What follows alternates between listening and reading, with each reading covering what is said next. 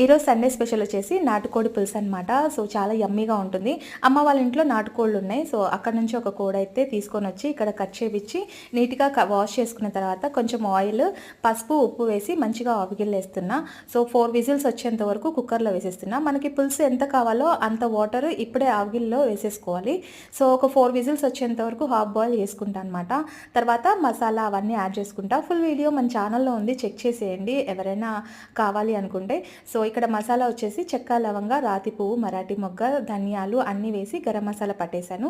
కొంచెం కొబ్బరి, వెల్లిపాయ ఇవి కూడా మంచిగా పేస్ట్ లాగా పట్టేశాను. కొత్తిమీర, పుదీనా, పచ్చిమిర్చి, అల్లం, వెల్లుల్లి మొత్తం అది కూడా పేస్ట్ పట్టాను.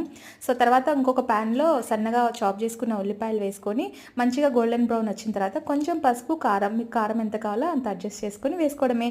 ఫైనల్లీ రెడీ చేసుకున్న మసాలా అన్నీ వేసేసుకుంటే నాటుకోడి పులుసు యమ్మీ యమ్మీగా సండే స్పెషల్ రెడీ. మీకు నచ్చితే లైక్ చేయడం మర్చిపోద్దండి.